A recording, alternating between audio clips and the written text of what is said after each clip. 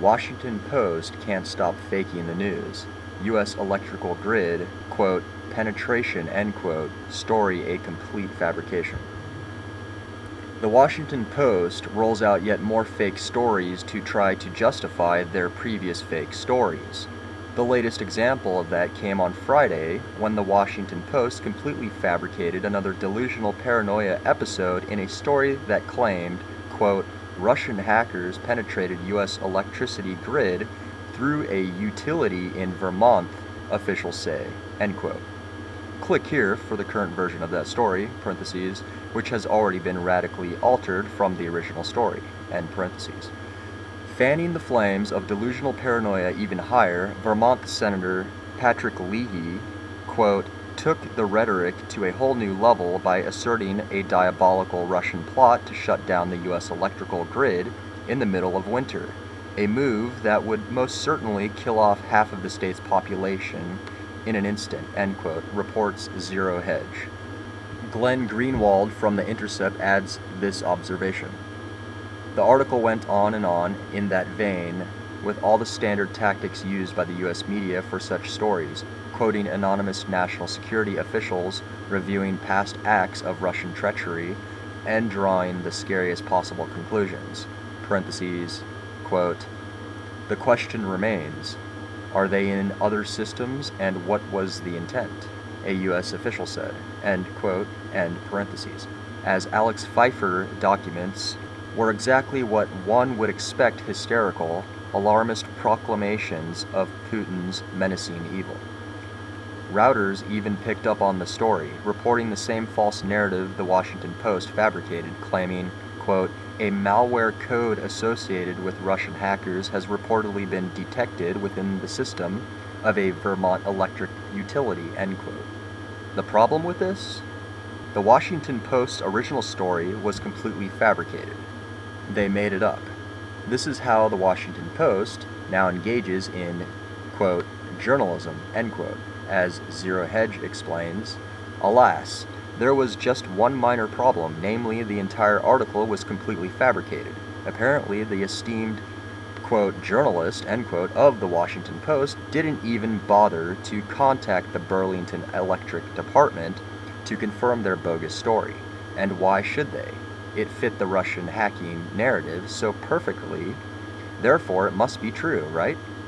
Well, apparently not. The quick spread of Washington Post's fake news story forced the Burlington Electric Department to issue a clarifying statement assuring worried residents that, indeed, their electricity grid has not been hacked, but rather a single, quote, laptop not connected, end quote, to the grid had been found to have a malware virus.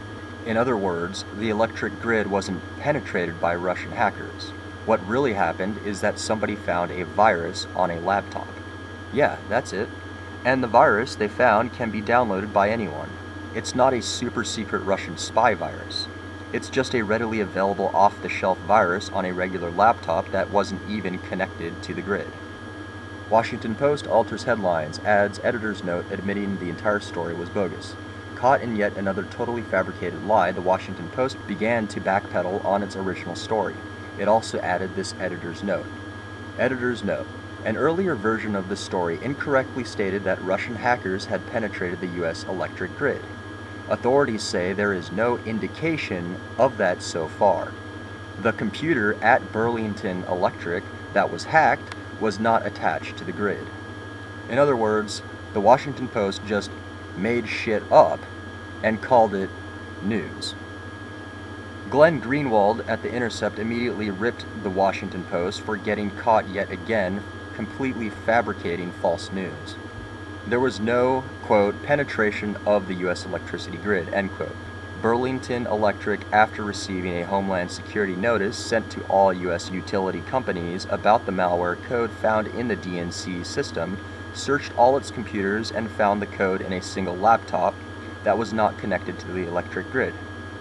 Apparently, the Post did not even bother to contact the company before running its wildly sensationalistic claims, so Burlington Electric had to issue its own statement to the Burlington Free Press, which debunked the Post's central claim, parentheses, emphasis in original, end parentheses, quote, "We detected the malware in a single Burlington Electric Department laptop not connected to our organization's grid systems," end quote. So the key scary claim of the Post story that Russian hackers had penetrated the US electric grid was false. All the alarmist tough guy statements issued by political officials who believed the Post's claims were based on fiction. Even worse, there is zero evidence that Russian hackers were even responsible for the implanting of this malware on this single laptop. The fact that malware is, quote, Russian-made, end quote, does not mean that only Russians can use it. Indeed, like a lot of malware, it can be purchased, parentheses, as Jeffrey Carr has pointed out in the DNC hacking context. Assuming that Russian-made malware must have been used by Russians is as irrational as finding a Russian-made Kalashnikov AKM rifle at a crime scene and assuming the killer must be Russian, end parentheses. As the actual truth emerged, once the utility company issued its statement, the Post rushed to fix its embarrassment, beginning by dramatically changing its headline. The Washington Post now exists as a propaganda fiction rag that routinely fabricates delusional scare stories as clickbait. The, quote, journalism, end quote, conducted by the paper is laughable and insulting to any intelligent person. They didn't even bother to call the Burlington Power Company to confirm anything before running their fabricated scare story that dredged up fictional, quote, facts, end quote, out of thin air. The Washington Post did do us one big favor in all this, however. It demonstrated yet again how mainstream media publishers are the kings of, quote, fake news, end quote. This isn't a one-time thing either. The Washington Post keeps getting caught again and again, knowingly and deliberately fabricating false news to scare America half to death. I've dubbed this practice, quote, journo-terrorism, and in an article describing journo-terrorism, I explain the real agenda of the Washington Post, New York Times, and CNN. Their job in the leftist ecosystem of psychological warfare is to unleash vast fields of mental landmines that innocent Americans stumble into, setting them off and blasting apart their cognitive constructs. Once the old belief systems are eliminated, new beliefs are inserted through, quote, infodoctrination, end quote, i.e. repeated daily news streams consisting of fear and lies that create, quote, trigger conditions, end quote, in the minds of those being hypnotized.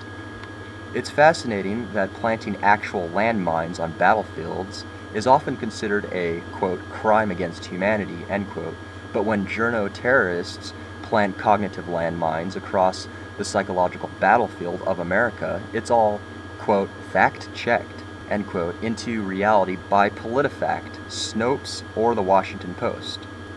It is these landmines that are right now responsible for the massive psychological trauma being experienced by the crying, wailing leftist whose brains have been shattered by journo-terrorism from MSNBC, CNN, the New York Times, and the LA Times, and so on.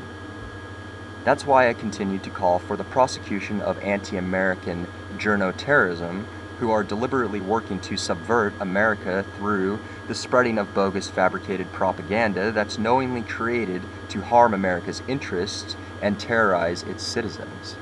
Journo-terrorism is psychological warfare, and it is being deliberately carried out every single day at the Washington Post, New York Times, CNN, MSNBC, and other, quote, fake news, end quote, media outlets.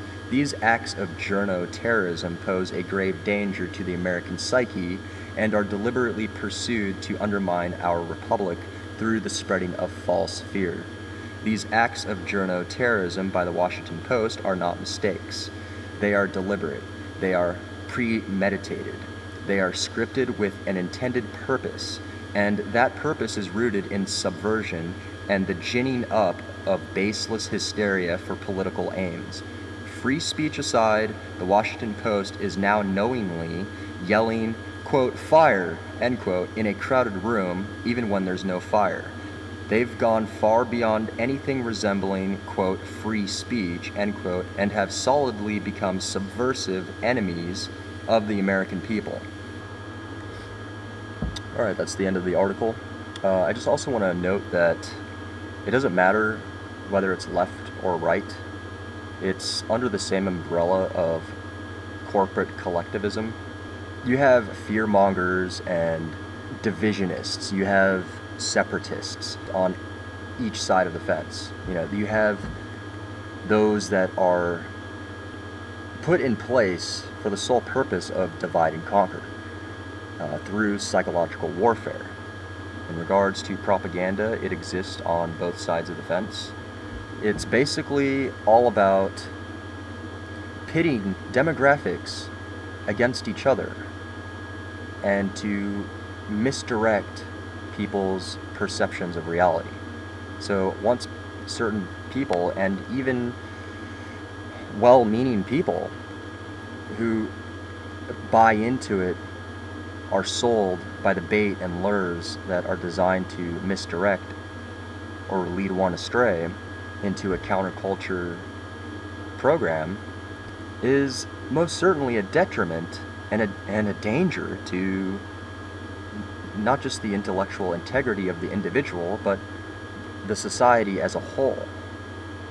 The only way that people in power can get away with what they're doing today is for the majority of people to be distracted and ignorant to the real issues that are occurring. This is their only thing that they rely on, is through subversion and manufactured ignorance. So I just want to say thank you for listening. This is a big issue, actually. This is a lot of stuff is going on in regards to creating this perception of fake news, which there is, but they're using this to place blame on very credible sources, to lump them in, put them within a label that's called fake news.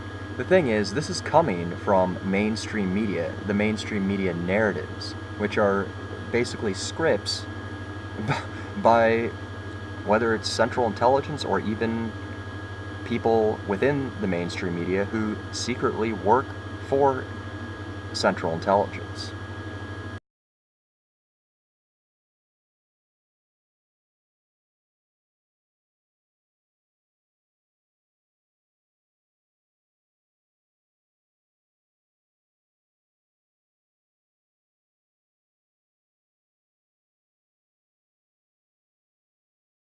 This has been declassified. You can look up Operation Mockingbird. If this has happened before inside the United States, and there were legal ramifications involved, they would have to do things a little more secretly in today's age. And they've been doing this for quite some time, for decades actually. The thing is, they're getting very desperate. They're pulling out the card of fake news. This was pre-planned. This has been in the playbooks for a while. This is a sign of desperation. This is all about undermining not just free speech, but also independent journalism. They want to control the flow of information. They want to control the psychology of the American populace. This is anti-American on every level, on every front. This is anti-freedom. This is anti-liberty. You can't just be the king and say, you're fake news, we're going to dub you fake news, we're the mainstream media, we're going to call this fake news, we're going to call this fake news. Independent journalism that has far more intellectual credibility than the mainstream media, this is the real reason. They're not interested in conspiracy theory sites, not the fake stuff, which is really Central Intelligence kind of stuff to deter and to misdirect. And in a lot of cases, they actually do talk about real things, but lace it with a lot of either misdirection or even just straight up disinformation.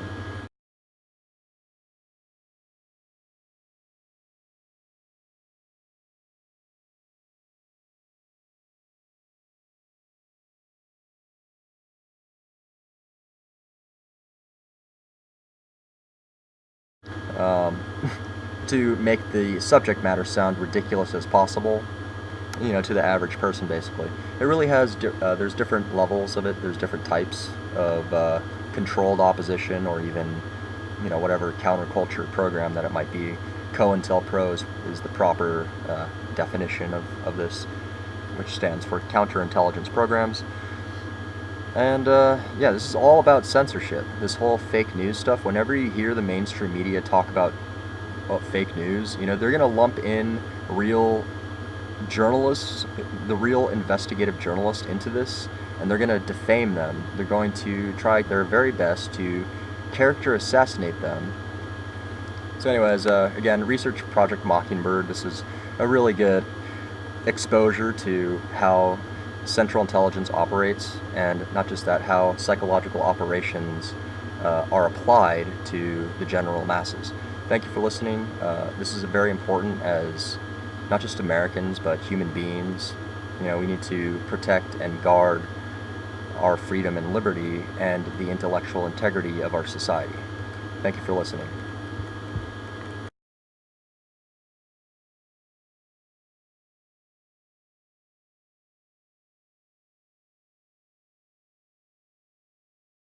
You are fake news. Sir, go ahead. He says he knows nothing about it, hasn't seen any of these reports.